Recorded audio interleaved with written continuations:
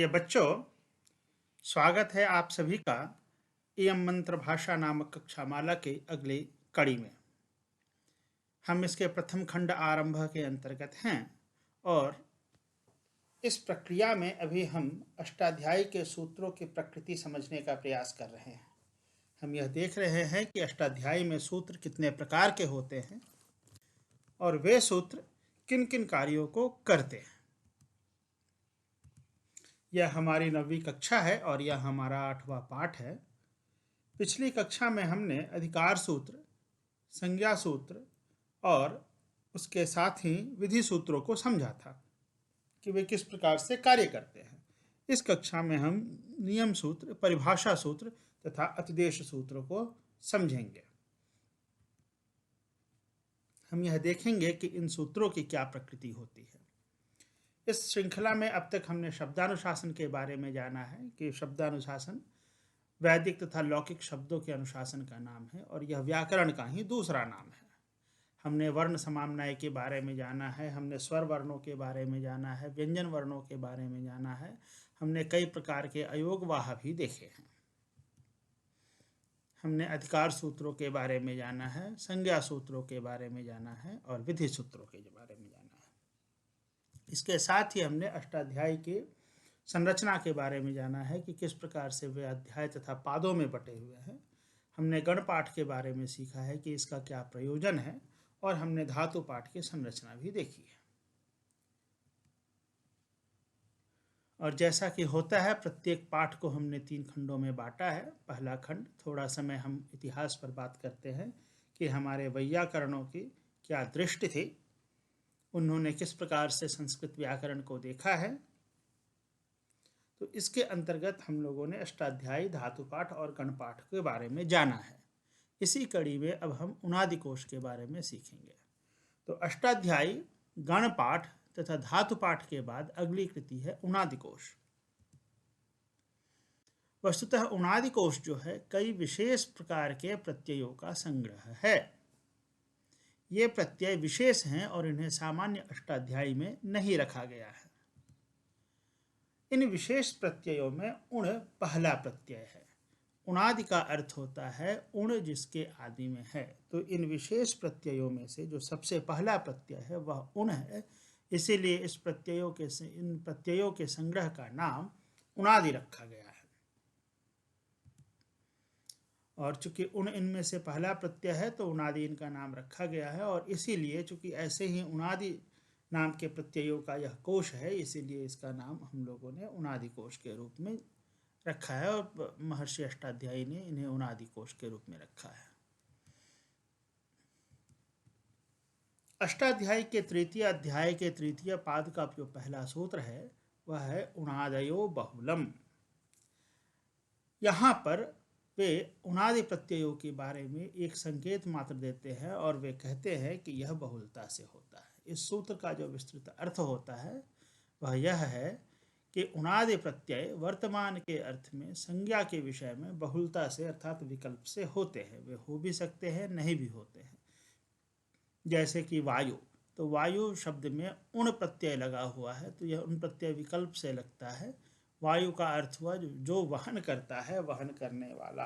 तो यह वाहक भी हो सकता है, वायु भी हो सकता है, यह वहती भी हो सकता है। तो इस प्रकार से इस वाहक शब्द को, इस वहन करने वाले शब्द को हम कह सकते हैं। तो यह उणादि प्रत्यय जो है, यह उण प्रत्यय जो है, यह विकल्प से हम लगा भी सकते हैं, नहीं भी लगा सकते, और यह सदैव संज्ञा के अर्थ में होता है और वर्तमान के अर्थ में होता है।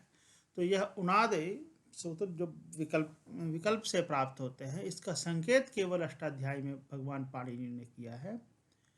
इसीलिए हम लोग इसके बारे में विस्तार से अष्टाध्यायी में नहीं पढ़ते हैं। तो अपनी पुस्तक, अपने ग्रंथ उनादि कोश में भगवान पाणिनि ने इसी उनादयो बहुलम सूत्र का एक तरीके से व्याख्यान दिया है, उसको विस्तार से बताया है कि वे उनादि प्रत्यय कौन कौन से हैं।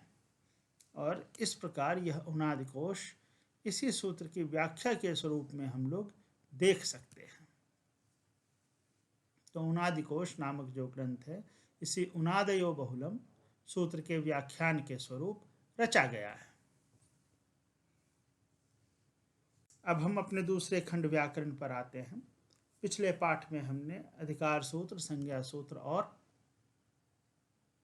विधि सूत्र के बारे में देखा था। हमने यह देखा था कि अष्टाध्यायी जो ग्रंथ है वह लक्षण ग्रंथ है। इसमें शब्दों को प्रयोगों के अनुसार कोटियों में उसके लक्षणों के अनुसार विभाजित किया गया है, और जो सूत्र हैं ये जिस प्रकार से भूमिका निभाते हैं, जिस प्रकार के कार्य करते हैं, उसके अनुसार अलग अलग कोटियों में उनको बांटा गया है। 7 या 6 प्रकार होते हैं। कुछ वैयाकरण 7 प्रकार के पक्ष में होते हैं, कुछ वैयाकरण 6 प्रकार के पक्ष में होते हैं। तो संज्ञा सूत्र, अधिकार सूत्र, विधि सूत्र, इन 3 सूत्रों का हम लोगों ने अध्ययन कर लिया है। और आज जो हम करेंगे, जिनका अध्ययन करेंगे, वे बचे हुए 3 या 4 प्रकार के सूत्र हैं, उन सभी का हम लोग अध्ययन करेंगे। इनमें से जो पहला प्रकार हम पढ़ेंगे अभी, वह नियम सूत्र है। तो पहले नियम सूत्रों को समझने से पहले हम यह देखते हैं कि नियम क्या करते हैं। वस्तुतः यदि हम गहराई से देखें तो नियम भी विधान करते हैं। नियम यह भी विधान बनाते हैं, किसी प्रकार के कार्य का निर्देश करते हैं। जैसे कि विधि सूत्र कर रहे थे, विधि सूत्र क्या करते हैं, वे भी किसी न किसी प्रकार के कार्य का निर्देश करते हैं। लेकिन नियम सूत्र जिस प्रकार से कार्य का निर्देश करते हैं, किसी कार्य को करने का आदेश देते हैं, वह थोड़ा सा विधि सूत्र से अलग होता है। वस्तुतः नियम सूत्र जो विधान बनाते हैं वह दिए गए विधान के अंदर एक नया विधान या उपविधान बनाते हैं।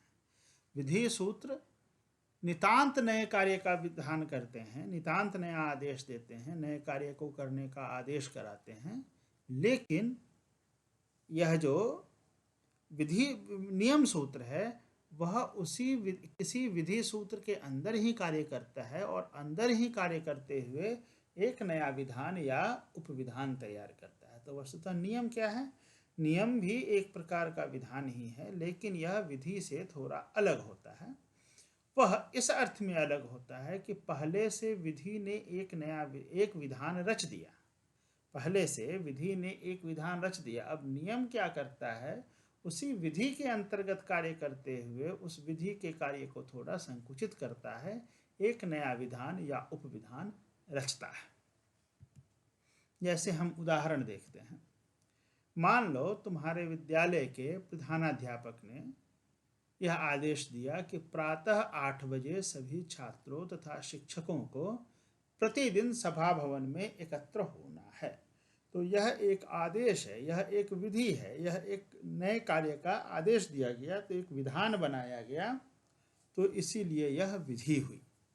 तो इस विधान के अनुसार प्रातः 8 बजे विद्यालय के जितने भी छात्र हैं तथा शिक्षक हैं, वे प्रतिदिन सभा भवन में एकत्र होंगे। तो यह एक सामान्य विधान है जो कि प्रधानाध्यापक ने दिया।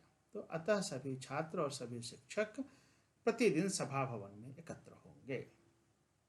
अब देखते हैं नियम क्या होता है। अब यदि पुनः प्रधानाध्यापक ने कह दिया कि 10वीं से 12वीं कक्षा के छात्र खेल के मैदान में जाएंगे, तो विधि के अनुसार पहले से 10वीं तथा 12वीं कक्षा के छात्रों को भी सभा भवन में एकत्र होना था, क्योंकि पहले से 10वीं तथा 12वीं कक्षा के छात्रों पर भी वह विधि काम कर रही है, जो कह रही है कि प्रतिदिन सभा भवन में एकत्र होना है।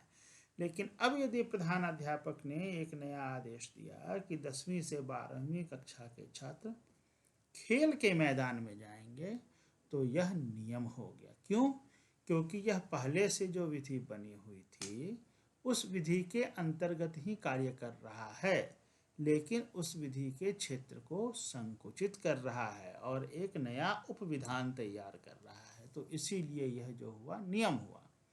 अब पहले से 10वीं तथा 12वीं कक्षा के छात्रों को भी सभा भवन में जाना था, लेकिन यह जब नियम आ गया तो इसके अनुसार 10वीं से 12वीं कक्षा के छात्र अब खेल के मैदान में जाएंगे। तो इस प्रकार विधि जो कि सभी पर कार्य कर रही थी, अब 10वीं तथा 12वीं कक्षा के छात्रों को छोड़ करके बाकी सब पर कार्य करेगी। इस प्रकार विधि का अपना कार्य क्षेत्र जो है पहले की अपेक्षा संकुचित हो गया, छोटा हो गया। तो यही नियम किया। नियम ने क्या किया? यह विधि के अंतर्गत कार्य किया, पहले से विधि की हुई है, उसके बाद यह काम करना प्रारंभ करता है और पहले से जो विधि कार्य कर रही है उसके क्षेत्र को छोटा करता है और अपना एक नया विधान, नया उपविधान, नई उपविधि बनाता है। तो यही नियम सूत्र होता है। तो वस्तुतः नियम तथा विधि दोनों प्रकृत्या विधान ही करते हैं, लेकिन थोड़ा अंतर होता है। विधि जो होती है स्वतंत्र होती है, वह नितांत नए कार्य का आदेश देती है, पहले से उस कार्य के बारे में कुछ भी नहीं कहा गया है, तो वह विधि हुई और वह स्वतंत्र होती है। विधि उस कार्य के लिए विधान बनाती है जो पहले से नहीं किया गया है। पहले से जो कार्य नहीं किया गया है वह विधि है। जैसे कि हमने अभी प्रधानाध्यापक का आदेश का उदाहरण दिया। व्याकरण में यदि देखा जाए तो विधि सूत्रों के बारे में तुमको इको यणची नाम की विधि बताई गई है, तो पहले से ऐसा कोई आदेश नहीं दिया गया था कि इक और अच यदि साथ हों तो क्या होगा, इसका कोई आदेश पहले से नहीं दिया गया था। तो इस स्थिति में जो सूत्र लिखा गया वह विधि सूत्र है और इस स्थिति में जो कार्य किया जा रहा है वह विधि है, जो वह विधान है। और नियम पहले से किए गए कार्य पर आश्रित होता है। सदैव जब तक विधि नहीं होगी कोई नियम उपस्थित नहीं होगा। तो नियम सदैव पहले से किए गए विधान के अंतर्गत आता है, विधि के अंतर्गत आता है और वह विधि या संज्ञा के कार्य क्षेत्र में संकुचन करता है। वह विधि भी हो सकता है, संज्ञा सूत्र भी हो सकता है, कुछ भी हो सकता है। पहले से किसी प्रकार का कोई आदेश, कोई संज्ञा, कोई विधान किया गया है तो उसमें नियम संकुचन कर देता है। और नियम वाक्य क्या हो गए? तो नियम बनाने वाले वाक्य हो गए। जो वाक्य नियम बनाते हैं, नियमों के बारे में कहते हैं कि यह कार्य है, तो वह नियम वाक्य है। जैसे कि संज्ञा वाक्य जो संज्ञा बनाते हैं, जो विधि बनाए, जिस वाक्य के द्वारा विधि बनाई जाती है वह विधि वाक्य है। उसी प्रकार जिस वाक्य के द्वारा नियम किया जाता है वह नियम वाक्य है। तो नियम वाक्य किसी अन्य वाक्य के पहले से लागू होने के बाद ही लागू होते हैं और वे उस पहले से लागू होने वाले वाक्य, जो विधि वाक्य हो सकता है, जो संज्ञा वाक्य हो सकता है, उसके कार्य के क्षेत्र को संकुचित करते हैं और अपना एक नया उपविधान बनाते हैं। तो जिस प्रकार नियम वाक्य कार्य करते हैं वैसे ही नियम सूत्र भी कार्य करते हैं। तो अष्टाध्यायी में नियम सूत्र भी हैं और ये नियम सूत्र नियम बनाते हैं। नियम बनाने वाले सूत्र नियम सूत्र कहलाते हैं। तो ये विधि सूत्र अथवा संज्ञा सूत्र के कार्य क्षेत्र को संकुचित करते हैं, उन पर कार्य करते हैं और उसके कार्य क्षेत्र को संकुचित करते हैं। अब हम एक उदाहरण देखते हैं। एक विधि सूत्र है संयोगान्तस्य लोपः। यह एक विधि सूत्र है क्योंकि पहले से इस बारे में कोई आदेश नहीं दिया गया है। तो संयोगान्तस्य लोप, यह सूत्र का अर्थ हमें नहीं समझना है, सिर्फ यह हम जानने का प्रयास करेंगे आखिर ऐसा क्या हो रहा है। तो इसके बाद जो सूत्र बताया जाएगा वह सूत्र नियम सूत्र का उदाहरण हो जाएगा। तो संयोगान्तस्य लोपः, इस सूत्र का अर्थ हुआ कि जिन पदों के अंत में संयोग होता है उसके अंतिम वर्ण का लोप होता है। यानी यदि कोई पद है जिसके अंत में संयोग है तो उसके अंतिम वर्ण का लोप होता है। इसके पहले जब हम लोग वर्णों का मेल पढ़ रहे थे तो संयोग की परिभाषा हमने पढ़ी थी, हलोनंतरा संयोग है। यानी जब दो या अधिक हलों के बीच में कोई अच अर्थात स्वर नहीं होता है तो उस हलों के समुदाय की संयोग संज्ञा होती है। यह हम लोगों ने वर्ण संयोग नामक पाठ में देखा था। तो यदि किसी पद के अंत में संयोग उपस्थित होता है और तब उसके अंतिम वर्ण का लोप हो जाता है, यह इस सूत्र का विधान है। तो यह विधि सूत्र है। अब ज़्यादा इसके अर्थ की हम चिंता नहीं करेंगे, अभी सिर्फ हम समझने का प्रयास करते हैं कि हो क्या रहा है।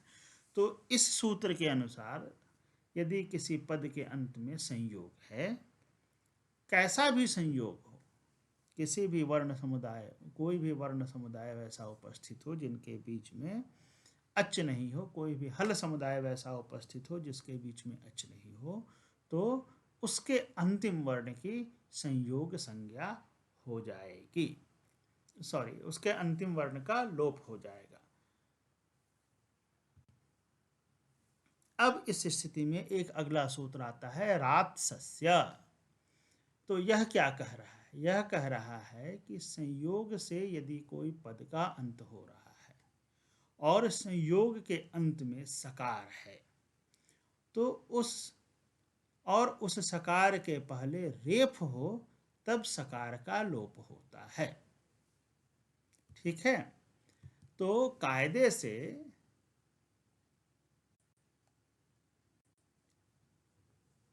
जो हमारा पहला सूत्र है संयोगांतस्य लोप, अब मान लो कि हमारे पास ऐसा कोई शब्द है जिसमें तकार है और यह सकार है, यह संयोग उस पद के अंत में आ रहा है।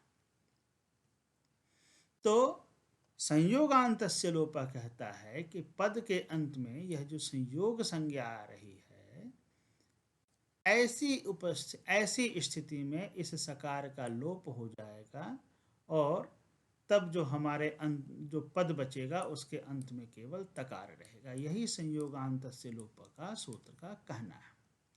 लेकिन अब रात्सस्य सूत्र कह रहा है कि संयोग से अंत होने वाले पद में यदि संयोग के अंत में सकार हो, यानी संयोग के अंत में सकार हो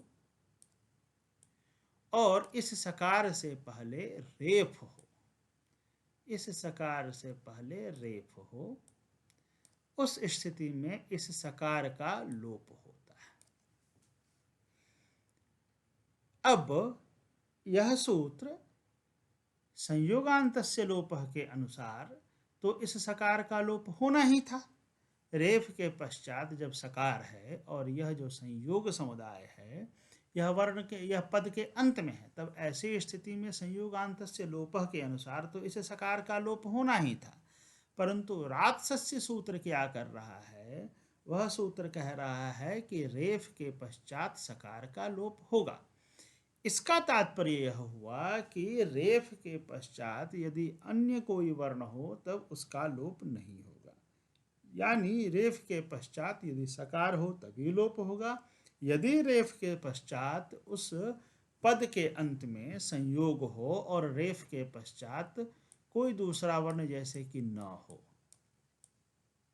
तो संयोगांतस्य के अनुसार इस न का भी लोप होना था, लेकिन अब रात्सस्य सूत्र के अनुसार इस न का लोप नहीं होगा।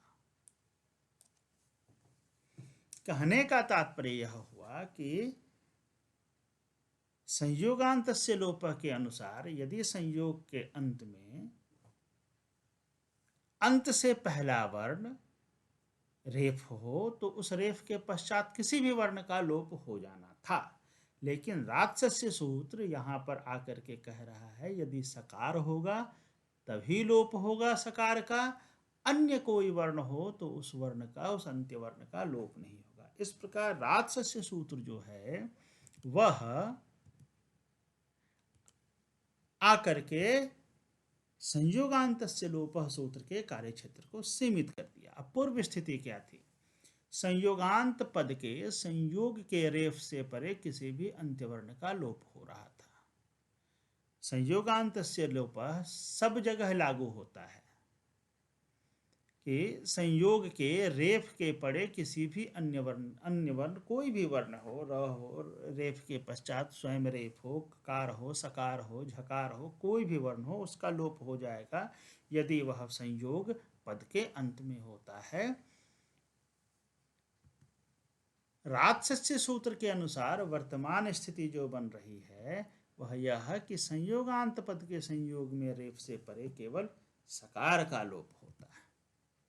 तो राजसस्य सूत्र काम किया और इसके काम करने के कारण संयोगांत पद के संयोग के रेफ से परे केवल सकार का लोप हो गया। तो पहले जो संयोगांत से लोप के कारण वह सभी जगह लागू हो रहा था, अब इस राजसस्य के कारण वह केवल सकार पर लागू होगा, बाकी जगह लागू नहीं होगा यदि रेफ अंत्यवर्ण के पहले हो तो। इस प्रकार यह राजसस्य जो है यह नियम सूत्र हो गया।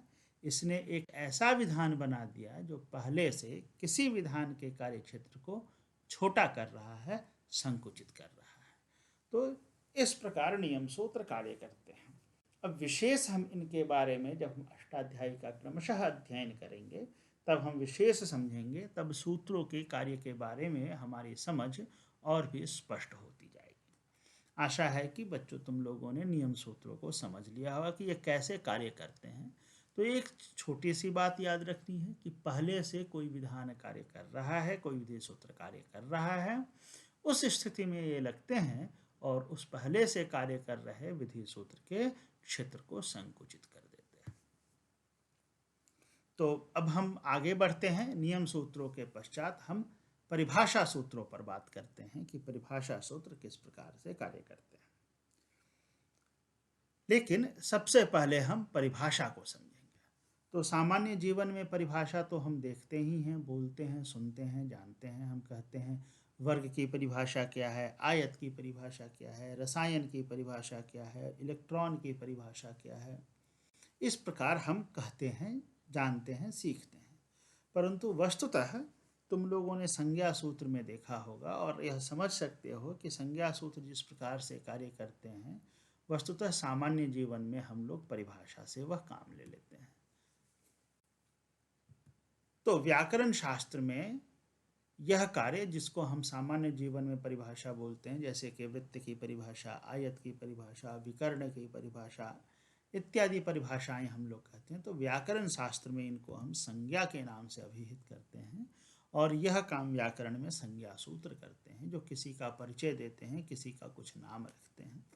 जैसे वृत्त के बारे में हम लोग कहते हैं कि चार भुजाओं से घिरा हुआ वह क्षेत्र, इसकी चारों भुजाएं बराबर होती हैं तथा दो भुजाओं का आपसी कोण जो होता है, किसी भी दो भुजा का आपसी कोण जो होता है 90 डिग्री होता है यदि वे मिलती हैं तो वस्तुतः यह क्या हुआ कि वह उस विशेष आकृति का नाम जिसकी चारों भुजाएं बराबर हैं और जो भी भुजाएं आपस में मिल रही हैं वे एक दूसरे से 90 अंश का कोण बना रही हैं, तो यह इस परिभाषा ने उसका नाम रखा आयत।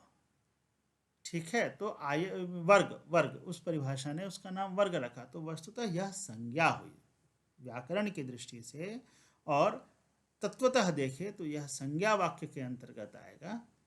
तो यही होता है लोक में, जो ऐसा हम लोग कहते हैं, कई बार शास्त्र में वैसा नहीं होता है, तो हम लोग इनको संज्ञा के अंतर्गत देख चुके हैं।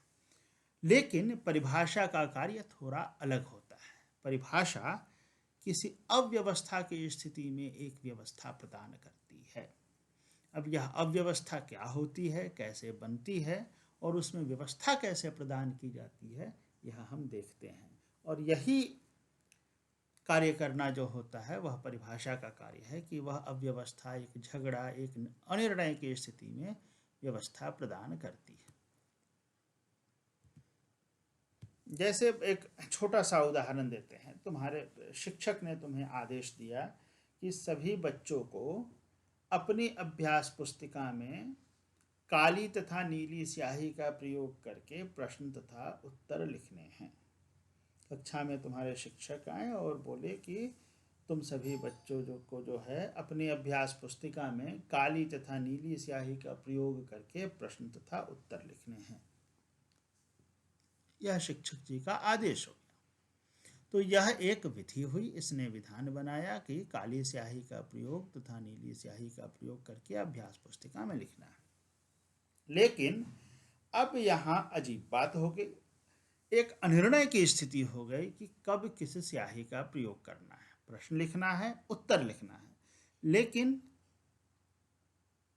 कौन सी स्याही का प्रयोग करके? नीली और काली स्याही का तो प्रयोग करना है, लेकिन प्रश्न किस स्याही से लिखना है वह उसे नीली स्याही से लिखेंगे या उत्तर को नीली स्याही से लिखेंगे।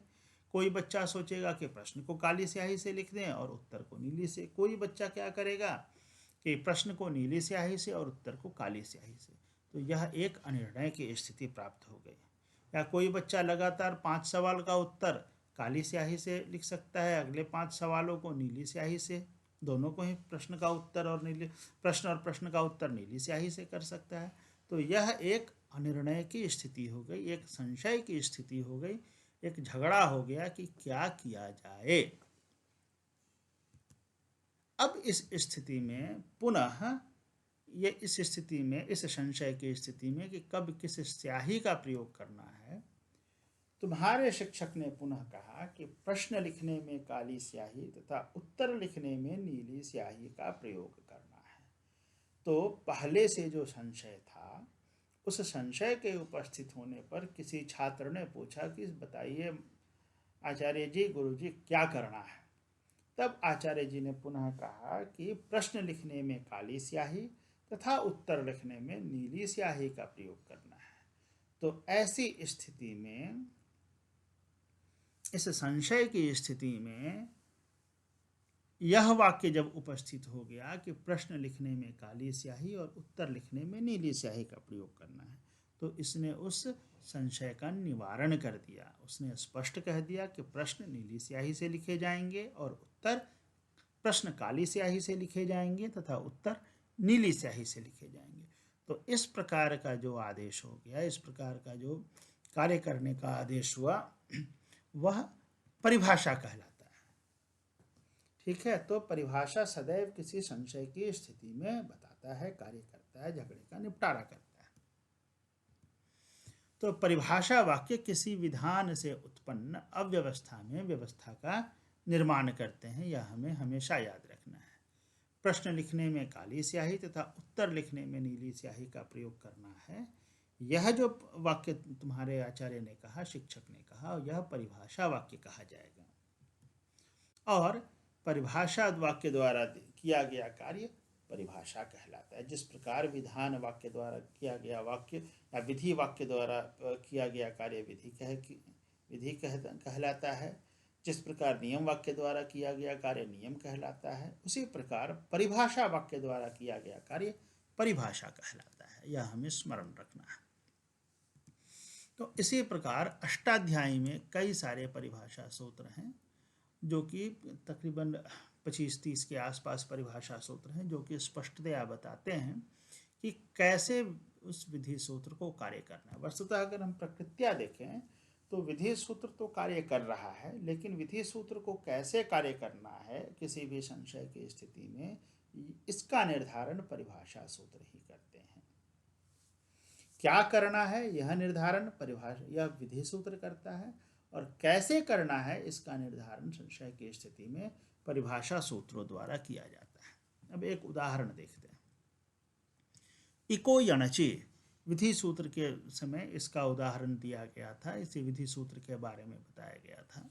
तो इको यणचि यह सूत्र जो है, यह एक विधान कर रहा है कि इक के बाद यदि अच हो तो इक के स्थान पर यण होता है। अब इक, यच, यण, इन सब का अध्ययन तुम लोगों ने प्रत्याहार के समय कर लिया है, प्रत्याहार पढ़ते समय किया है। तो इक में 4 वर्ण आ जाते हैं, यण में भी 4 वर्ण आ जाते हैं। अब इक के बाद अच हो तो इक के स्थान पर यण होता है, यह इस विधि सूत्र का आदेश है। लेकिन इक में ई, उ, रील, री आ गए। अब इसमें से प्रत्येक ई जो है ह्रस्व और दीर्घ हो सकता है, उ भी ह्रस्व और दीर्घ हो सकता है, री भी ह्रस्व और दीर्घ हो सकता है, ली भी ह्रस्व और दीर्घ हो सकता है। ह्रस्व हो सकता है, ली का दीर्घ नहीं होता, ली तो हर्ष हो सकता है। तो अब इनमें से किसी के बाद यदि अच हो तो यण प्रत्याहार में भी 4 वर्ण हो गए, य, व, रेफ और ल, यकार, वकार, रेफ तथा लकार। तब यह संशय हो जाता है कि कौन सा वर्ण कब आएगा। जैसे उदाहरण देखते हैं, ई जोर अ। जैसे मैंने मान लिया हरि नहीं। जैसे मान लिया हमने कि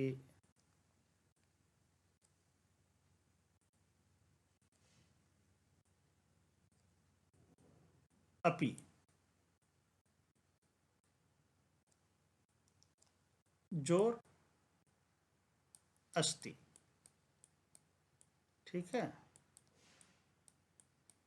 तो इसमें इस पकार के बाद जो इकार है तो वह ई और अ के बीच में यहाँ पर संधि हो रही है, ई जोर अ यहाँ हो रहा है। तो ऐसी स्थिति में ई के बाद अ है, ई एक प्रत्याहार का वर्ण है और अ जो है वह अच प्रत्याहार का वर्ण है, अ अच स्वर है। तो अब इसके पश्चात यकार आएगा, वकार आएगा, रेफ आएगा या लकार आएगा, यह हमें पता नहीं चलता है उस विधि सूत्र से। ई एक वर्ण का एक प्रत्याहार, ई वर्ण एक प्रत्याहार का सदस्य है, अ अच प्रत्याहार का और यण, और य व र ल ये चारों ही यण प्रत्याहार के हैं। उसी प्रकार यदि मान लीजिए कर्तृ एक शब्द हो गया, ठीक है। उसके बाद यदि ई आ गया, मान लीजिए अ आ गया या ई आ गया, जो ई आ गया, तो इस तकार के बाद जो री है और ई आपस में मिल रहे हैं। तो अब री भी एक प्रत्याहार का सदस्य है, ई अच प्रत्याहार का सदस्य है। तो अब ऐसी स्थिति में यकार वकार रेफ या लकार में से कौन आएगा, यही घोर संशय की स्थिति है। इस प्रकार एक अव्यवस्था, एक अनिर्णय की स्थिति बन रही है कि क्या किया जाएगा। यह तो पता हो गया कि इन चारों में से एक होगा, लेकिन इन चारों में से कौन सा एक होगा यह पता नहीं है। ऐसी स्थिति में जो सूत्र कार्य करता है वह परिभाषा सूत्र कहलाएगा। तो परिभाषा सूत्र किसी विशेष सूत्र से उत्पन्न अव्यवस्था में व्यवस्था का निर्माण करते हैं।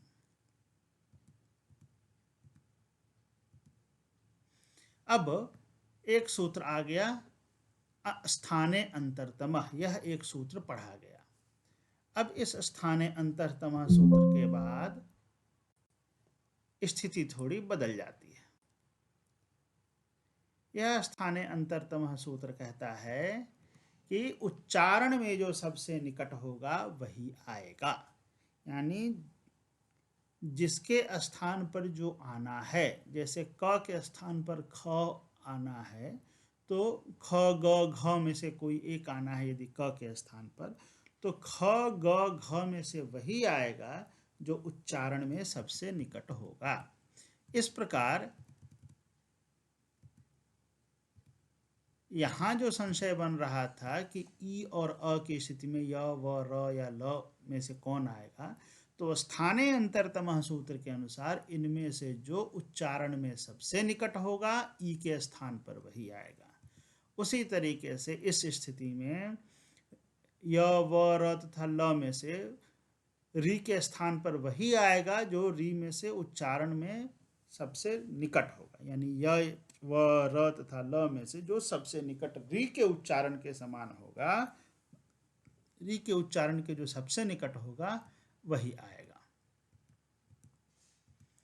तो उच्चारण में जो सबसे निकट होगा वही आएगा। अब इसके अनुसार ई और ये उच्चारण में अपेक्षितया निकट हैं, यानी यकार जो है रेफ, वकार और लकार की अपेक्षा ई के ज्यादा निकट है, इसीलिए यहाँ पर ई की जगह य आएगा।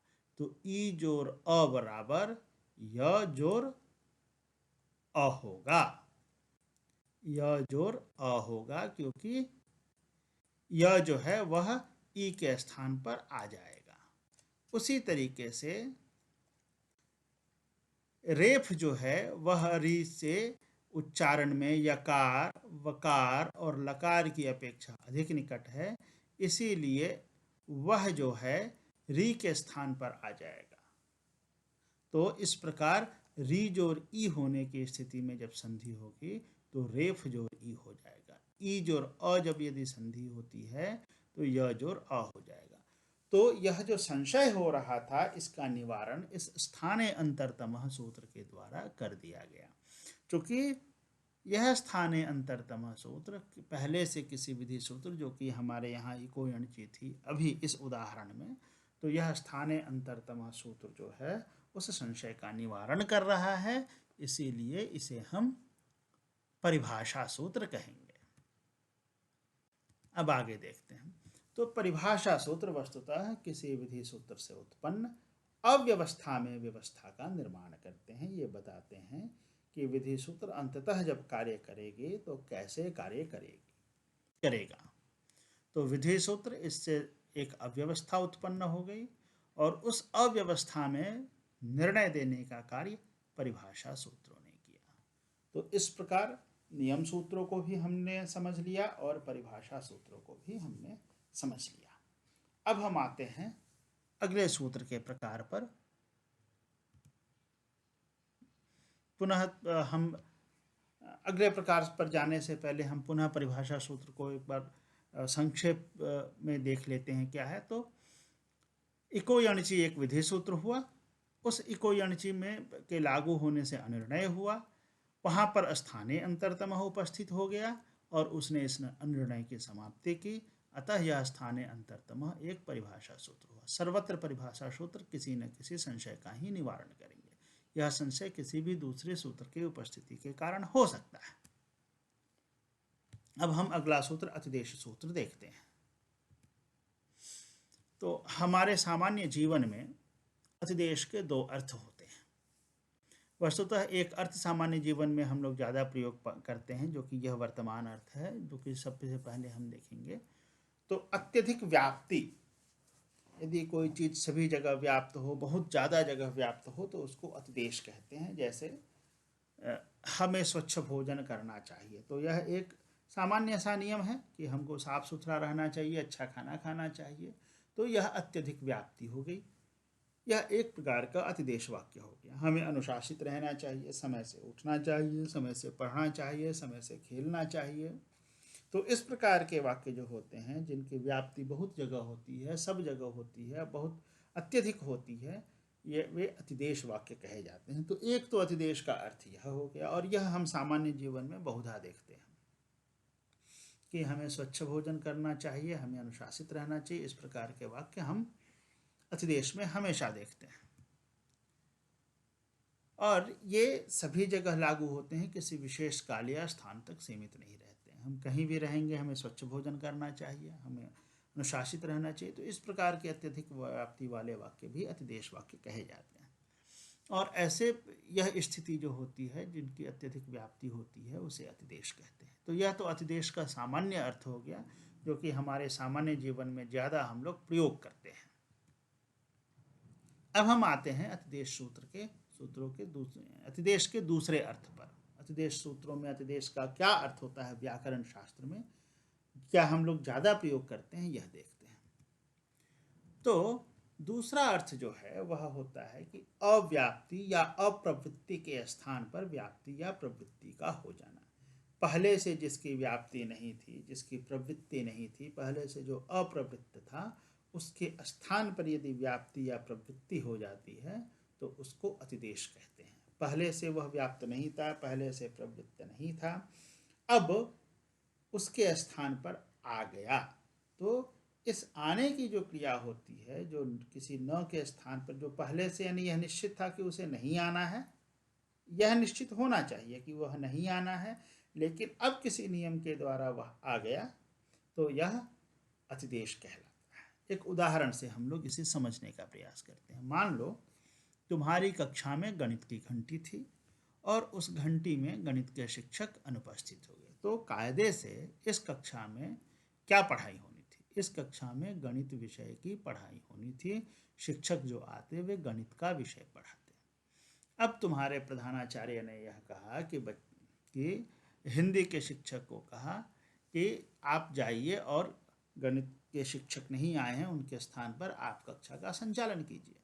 तब तुम्हारी कक्षा में हिंदी के शिक्षक आ गए और उन्होंने गणित तो वे पढ़ाएंगे नहीं, उन्होंने तुम्हें हिंदी पढ़ाई। अब क्या हुआ, तो पहले से जो तुम्हारी कक्षा में हिंदी पढ़ाने की अप्रवृत्ति थी, क्यों? क्योंकि यह निर्धारित था कि उसमें गणित की पढ़ाई होगी। लेकिन चूंकि गणित के शिक्षक नहीं आए और उनकी जगह हिंदी के शिक्षक आ गए, तो अब क्या हुआ, हिंदी पढ़ाने की प्रवृत्ति गणित के स्थान पर हो गई। तो पहले से हिंदी की अप्रवृत्ति थी तुम्हारी कक्षा में, लेकिन अब हिंदी की प्रवृत्ति हो गई। तो यह कार्य जो हुआ, यह अतिदेश कार्य हुआ।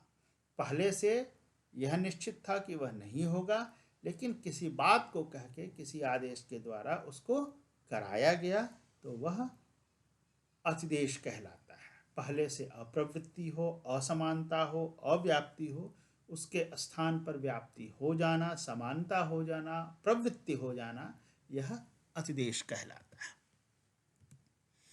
तो जिसकी जहाँ प्रवृत्ति न हो, वहाँ उसकी प्रवृत्ति यदि होने लगे तो उसे अतिदेश कहते हैं। अतिदेश सूत्र वे सूत्र हैं जो समानता प्राप्त कराते हैं या प्रवृत्ति न होने की स्थिति में प्रवृत्ति कराते हैं। पहले से कोई कार्य नहीं हो रहा हो, निषेध हो उस कार्य का, लेकिन यदि वह प्रवृत्ति करा दी जाए किसी सूत्र के द्वारा, तो वह अतिदेश सूत्र कहलाता है। स्पष्ट होना चाहिए कि अतिदेश क्या होता है और अतिदेश सूत्र कैसे काम करते हैं। अब हम एक उदाहरण देखते हैं। एक सूत्र है स्थानिवद आदेशो अनलविधो, स्थानिवदादेशो अनलविधो। यह सूत्र, इसके अर्थ के विस्तार में हम नहीं जाएंगे, थोड़ा सा क्लिष्ट सूत्र जान पड़ सकता है अभी तुम लोगों को। केवल यह देखें कि यह सूत्र कर क्या रहा है। यह सूत्र क्या कर रहा है, कहता है कि कुछ विशेष परिस्थितियों को छोड़कर आदेश स्थानीय के समान होता है। अब आदेश क्या होते हैं, स्थानीय क्या होते हैं, यह हम अभी नहीं पढ़ेंगे। हम जैसे जैसे आगे व्याकरण पढ़ते जाएंगे, वैसे वैसे इसे हम सीखते जाएंगे, इन चीज़ों को जानते जाएंगे। लेकिन अभी यह समझना है कि आदेश जो है स्थानीय के समान नहीं थे। यह असमानता थी, यह अप्रवृत्ति थी कि आदेश स्थानीय के समान नहीं होते थे। लेकिन इस सूत्र के अनुसार, इस सूत्र ने क्या किया, कुछ विशेष परिस्थितियों को छोड़ करके सर्वत्र आदेश को स्थानीय के समान बना दिया। यानी इस सूत्र के अनुसार कुछ विशेष स्थितियों को छोड़ दिया जाए तो अन्य सभी स्थितियों में आदेश जो है वह स्थानीय के समान हो जाएगा। तो पहले से समान नहीं था, लेकिन इस सूत्र के आ जाने के बाद आदेश प्रायः स्थानीय के समान हो गया, कुछ विशेष परिस्थितियों को छोड़ करके। तो पहले से एक असमानता थी, एक अप्रवृत्ति थी। अब इस सूत्र के लगने के बाद से वहाँ पर प्रवृत्ति हो गई, समानता हो गई। तो इस प्रकार से यह सूत्र जो है, यह स्थानिवद आदेशो अनलविधो सूत्र जो है, यह एक अतिदेश सूत्र हो गया। तो पहले से आदेश स्थानीय के समान नहीं था, लेकिन स्थानिवद आदेशो अनलविधो सूत्र के लगने के पश्चात क्या हुआ, अब आदेश स्थानीय के समान हो गया, कुछ विशेष परिस्थितियों को छोड़कर सर्वत्र। तो चूंकि यह सूत्र एक प्रकार के असमानता की स्थिति में अप्रवृत्ति की स्थिति में प्रवृत्ति करा रहा है, असमानता की स्थिति में समानता करा रहा है, इसीलिए इस सूत्र को हम लोग अतिदेश सूत्र कहेंगे। तो इस प्रकार अतिदेश सूत्र कुछ विशिष्ट प्रकार के सूत्र होते हैं और व्याकरण में इनका बहुधा प्रयोग किया गया है। हम जब अष्टाध्यायी को क्रमशः पढ़ेंगे तब देखेंगे कि इनकी बड़ी विशिष्ट भूमिका होती है पूरी अष्टाध्यायी। अब आते हैं सूत्रों के अंतिम प्रकार पर, निषेध सूत्रों पर। वस्तुतः कुछ वैयाकरण निषेध सूत्रों को अलग से नहीं गिनते हैं, वे उनका अंतर्भाव नियम सूत्रों में कर लेते हैं। और कुछ वैयाकरण जो हैं, जैसे युधिष्ठिर मीमांसक जी हैं या फिर तो ब्रह्मदत्त जिज्ञासु जी हैं, ये लोग जो हैं ये निषेध सूत्रों को एक अलग प्रकार से गिनते हैं। वस्तुतः ये मना करते हैं, इसी कारण से इनकी भूमिका थोड़ी अलग हो जाती है। तो मैंने भी इन्हें अलग प्रकार के सूत्रों में गिना है, आप चाहे तो गिन भी सकते हैं, नहीं भी गिन सकते हैं। तो पहले निषेध क्या होता है इसको समझने का हम प्रयास करते हैं। जैसे तुम्हें तुम्हारी माँ ने कहा अभी आम मत खाओ, तो यह एक निषेध हो गया, मना करना हो गया। लेकिन अब यह समझना है कि यह मना करना कब होता है। अब घर में तुम्हारे आम ही नहीं है तो आम खाने की संभावना नहीं बनती है। अब ऐसे में आम मत खाओ कहने का कोई अर्थ नहीं हुआ। जब घर में तुम्हारे पास आम है या बाजार में तुम्हारे पास कहीं पर खाने गए, वहाँ तुम्हें आम मिला खाने को, तभी आम मत खाओ की संभावना बनती है। तो समझना यह होगा कि यहाँ आम खाने की पहले से संभावना है। उस संभावना की स्थिति में तुम्हारी माँ ने कहा कि अभी आम मत खाओ, तो यह क्या हुआ, एक संभावना का, एक हो सकने वाले कार्य का निषेध किया जा रहा है, उसको नकारा जा रहा है, उसको मना किया जा रहा है। तो इस प्रकार यह निषेध हुआ, यानी यह इस संभावित कार्य का निषेध किया गया। तो कार्य होने की संभावना पर ही निषेध लागू होता है। पहले से जिस कार्य के होने की संभावना नहीं है उसका निषेध नहीं किया जा सकता है। निषेध की संभावना तभी बनती है, निषेध वाक्य तभी लागू होते हैं जब कार्य के होने की संभावना, पहले से कोई संज्ञा सूत्र, विधि सूत्र वगैरह वगैरह लागू हो रहा है, तभी निषेध सूत्र काम करेगा। पहले से कोई वाक्य, कोई कार्य हो रहा होता है, होने की संभावना होती है, निषेध तभी लागू होता है। जैसे तुम घूमने जा रहे हो, तुम्हारे माँ ने कहा कि उस तरफ, जंगल की तरफ मत जाओ। अब यदि तुम घूमने जा ही नहीं रहे हो, रात का समय है, तुम सोने जा रहे हो, तब यदि कोई कहता है कि अभी घूमने मत जाओ या जंगल की तरफ मत जाओ, तो यह तो एक, इस वाक्य का कोई अर्थ ही नहीं हुआ। यह वाक्य निरर्थक वाक्य हो गया, क्योंकि रात में तुम सोने जा रहे हो, उसमें कहीं घूमने जाने की संभावना बनती नहीं है, जंगल जाने की संभावना बनती नहीं है। जंगल जाने से मना करने की संभावना तब बनेगी जब तुम टहलने जा रहे हो और जंगल की तरफ जा सकते हो। तो मुख्य बात यही है कि निषेध सूत्र तभी कार्य करेंगे जब उस कार्य के होने की संभावना होती है, वह कार्य पहले से निर्धारित हो रहा होता है कि होना है। तो निषेध सूत्र वैसे सूत्र होते हैं जो पहले से किसी संभावित कार्य का निषेध करते हैं। उसी तरह से निषेध वाक्य वैसे वाक्य होंगे जो पहले से किसी संभावित कार्य का निषेध करते हैं। चूँकि अष्टाध्यायी में हम लोग सूत्रों का प्रयोग करते हैं, वाक्यों को सूत्र कहते हैं, तो वस्तुतः निषेध सूत्र वैसे सूत्र हैं जो पहले से किसी संभावित कार्य का निषेध करते हैं। जैसे मान लो कि एक सूत्र है हलन्त्यम, यह एक संज्ञा सूत्र है और यह सूत्र कहता है कि अंतिम हल इत संज्ञक होता है।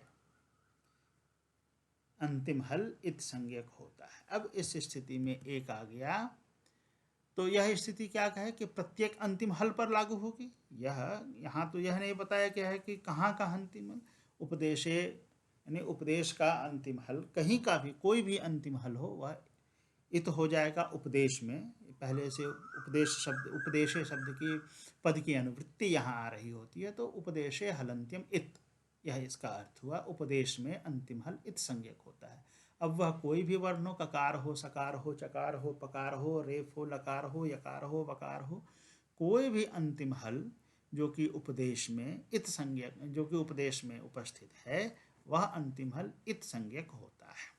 यही यह संज्ञा सूत्र कह रहा है। अब इस स्थिति में एक सूत्र आगे लिखा गया है, न विभक्तौ तु स्महा, तो यह हलन्त्यम के तुरंत बाद आने वाला सूत्र है। तो हलन्त्यम सूत्र के अनुसार क्या हो रहा था और न विभक्तौ तु स्मः के अनुसार क्या हो रहा है, यह हम देखते हैं। न विभक्तौ तु स्मः, इसका सीधा साधा अर्थ होता है, इसमें भी उपदेश तथा इत की अनुवृत्ति आएगी। तो इसका सीधा साधा अर्थ हुआ कि उपदेश में यदि विभक्ति में अंत में तू वर्ग, तू यानी तवर्ग का कोई वर्ण हो, सकार हो या मकार हो, तो वे इत संज्ञक नहीं होते हैं। तू का अर्थ तवर्ग हुआ, या हम लोग वर्ण समाम्नाय में देख चुके हैं। तो विभक्तियों में यदि अंत में तू हो, तवर्ग का कोई वर्ण हो, सकार हो तथा मकार हो, ये इत संज्ञक नहीं होते हैं। तो अब देखते हैं हलन्त्यम जो है यह क्या कर रहा था, विभक्ति में भी अंत में यदि त है, स तवर्ग का कोई वर्ण है, जैसे त थ द ध न, सकार है या मकार है, तो उसका इत कर दे रहा था। हलन्त्यम के अनुसार कहीं पर भी हो, चाहे वह विभक्ति हो, कोई दूसरा प्रत्यय हो, कोई विकर्ण हो, कुछ भी हो, तो उसके अंतिम हल का लोप कर रहा है। उसी कारण से विभक्ति के भी अंत में यदि त वर्ग का कोई वर्ण हो, सकार हो, मकार हो, इसका भी लोप होना था। लेकिन न विभक्तौ तु स्मः के अनुसार अब इन विभक्तियों को इत की संज्ञा नहीं दी जाएगी, अर्थात उनका लोप नहीं होगा। तो न विभक्तौ तु स्मः के अनुसार जो है, अब विभक्ति के अंतिम तवर्ग के कोई वर्ण उपस्थित हो, सकार या मकार हो, तो उनका लोप नहीं होगा। तो यह सूत्र क्या कर रहा है, यह अंतिम हल में से तू, स और म के इत का निषेध कर रहा है। इस प्रकार यह निषेध सूत्र हुआ। क्यों? क्योंकि पहले से तू, स तथा म के इत होने की संभावना बन रही थी, इत होना निर्धारित हो गया था कि इनको इत बनना है, लेकिन न विभक्तौ तु स्मः ने इसका निषेध कर दिया और कहा कि नहीं, इनका लोप नहीं होगा। तो इस प्रकार से यह जो सूत्र है वह निषेध सूत्र कहलाता है। तो न विभक्तौ तु स्मः एक निषेध सूत्र हुआ, यह हमें समझना चाहिए। तो इस प्रकार से हमने व्याकरण में देखा कि किस प्रकार से सूत्र कार्य करते हैं। एक बार पुनः मैं संक्षिप्त में बता रहा हूँ। तो अधिकार सूत्र वे होते हैं जो आगे के सूत्रों पर अपना अधिकार रखते हैं। उनका अपना कोई अर्थ नहीं होता है, वे अर्थ तब ग्रहण करते हैं जब वे आगे के अपने अधिकार के अंतर्गत आने वाले सूत्रों के साथ चले जाते हैं। संज्ञा सूत्र वे होते हैं जो नाम रखते हैं, किसी की संज्ञा करते हैं। विधि सूत्र यह होते हैं जो किसी कार्य का आदेश देते हैं, कोई नया कार्य कराते हैं। नियम सूत्र ये होते हैं जो किसी विधि सूत्र के अंतर्गत कार्य करते हैं और उस पहले से कार्य कर रहे विधि सूत्र के कार्य क्षेत्र को संकुचित करते हैं।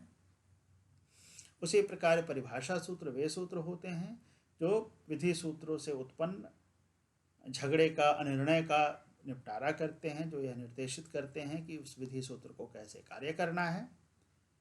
उसके पश्चात अतिदेश सूत्र हैं। अतिदेश सूत्र वैसे सूत्र होते हैं जो प्रवृत्ति नहीं होने पर, व्याप्ति नहीं होने पर, समानता नहीं होने पर प्रवृत्ति कराते हैं, व्याप्ति कराते हैं, समानता कराते हैं।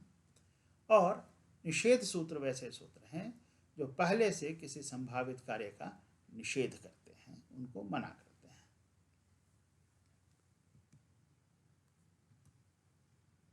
अब हम अपने आज के इस पाठ के अंतिम खंड की ओर चलेंगे। अब तक हम लोगों ने जो चीज़ें देखी हैं, जो बातें देखी हैं, वे उनमें प्रथम पुरुष और उत्तम पुरुष की क्रियाओं का प्रयोग देखा है।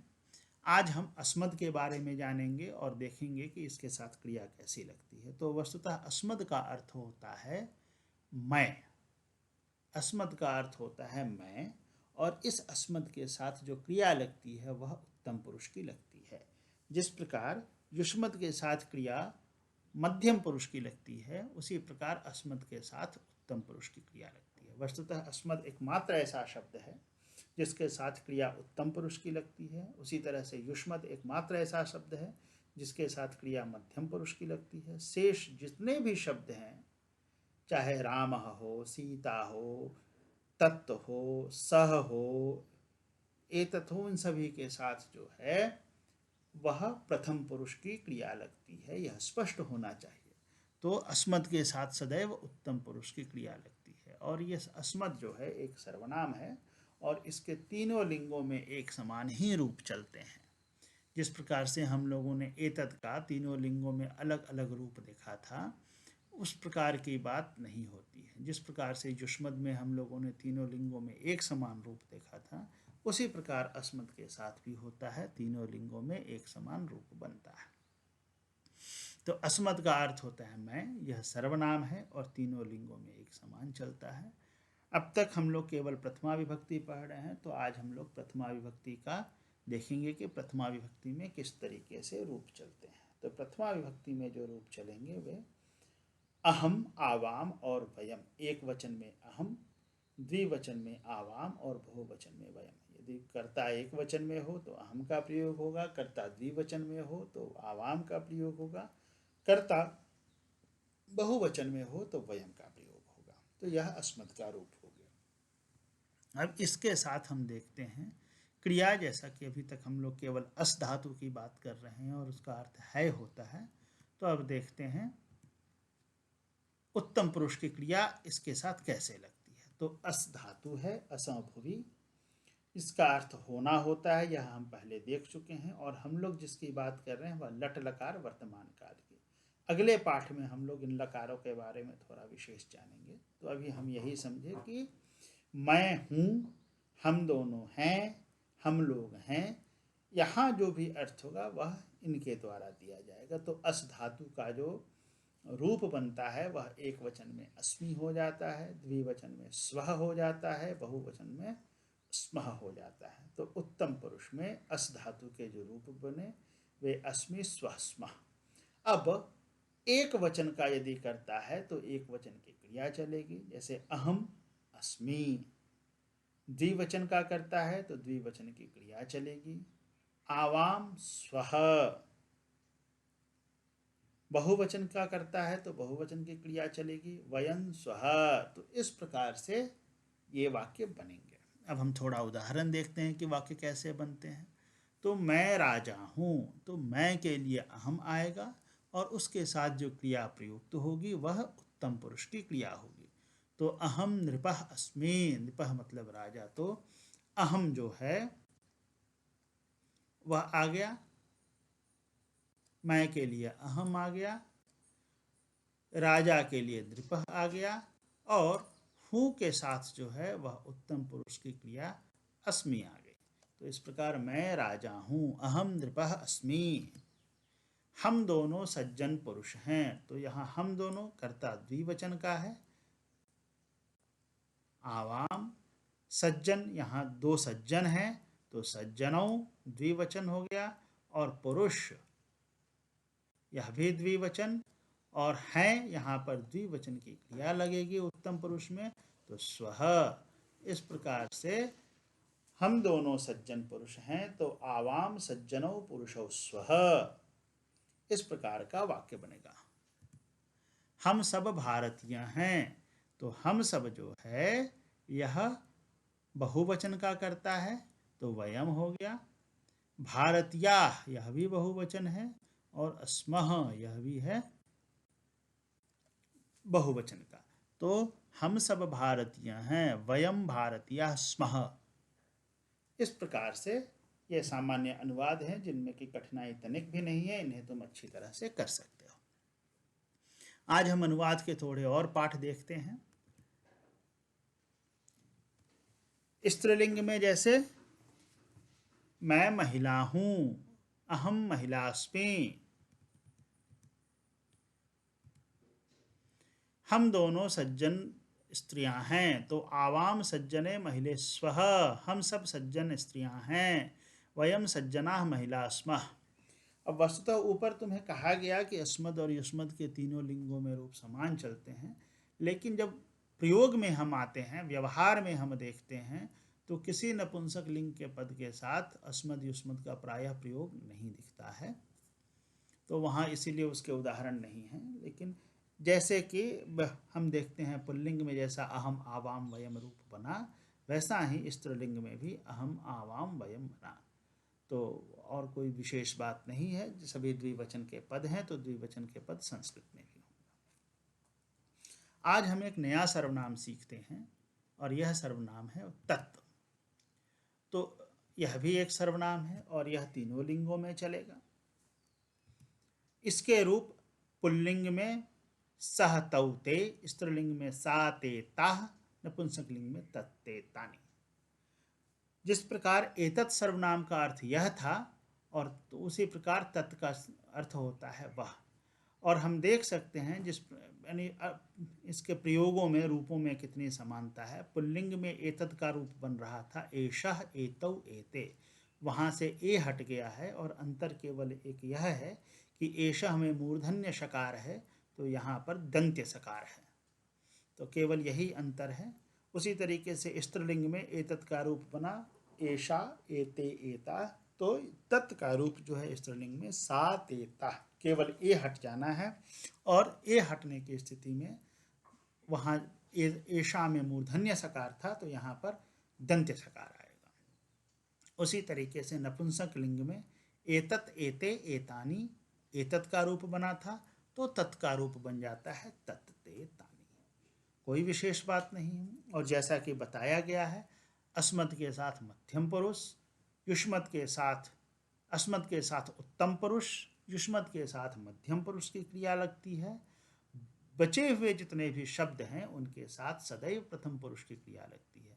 अस्मत् मध्यम उत्तम पुरुष का हो जाता है क्रिया के अर्थ में, युष्मत् मध्यम पुरुष का हो जाता है क्रिया के अर्थ में। बाकी सभी जो शब्द हैं, पद हैं, वे सभी प्रथम पुरुष के होते हैं। तो यहाँ भी क्रिया प्रथम पुरुष की ही लगेगी। अस्ति स्तः सन्ति, यह प्रथम पुरुष की क्रिया के रूप बनते हैं। तो वह मनुष्य है, सह नरः अस्ति, वे दोनों सज्जन मनुष्य हैं। तौ सज्जनौ नरौ वस्तः, वे दोनों की जगह तौ आ गया। बाकी सभी वाक्य हम एतत् के रूप में देख चुके हैं, बाकी सभी अनुवाद के अर्थ। वे सब सुंदर मनुष्य हैं। ते शोभना नराः सन्ति, कोई विशेष बात नहीं है, केवल वे सब की जगह पर ते आ जाना है। बाकी शोभना सुंदर का हो गया, मनुष्य का नराः हो गया, और हैं के लिए संति हो गया बहुवचन का। हैं के लिए यहाँ द्विवचन का, क्योंकि यहाँ पर द्विवचन वे दोनों के बारे में बात हो रही है। उसी तरीके से स्त्रीलिंग में देखें, वह महिला है, सा महिला अस्ति, वे दोनों सज्जन महिलाएं हैं। ते सज्जने महिले स्तः, वे सब सुंदर महिलाएं हैं। ताः शोभना महिला सन्ति। नपुंसक लिंग में हम प्रयोग देखें, वह कमल है, तो तत् वह के लिए नपुंसक लिंग में आ जाएगा। कमलम अस्ति, वे दोनों नीले कमल हैं। ते नीले कमले स्तः, ते नील कमले स्तः, वह भी हम लिख सकते थे। तो वे दोनों के लिए ते आ गया, और क्रिया द्विवचन की आ गई, स्तः। उसी प्रकार के वे सब सुंदर कमल हैं। तानि शोभनानि कमलानि सन्ति, वे सब, इसके लिए तानि पद का आ गया। शोभनानि, सुंदर के लिए बहुवचन का पद आ गया। कमल के लिए कमलानि हो गया, और हैं के लिए संति। तो तानि शोभनानि कमलानि संति। इस प्रकार से वह कमल है, वे दोनों नीले कमल हैं, वे सब सुंदर कमल हैं।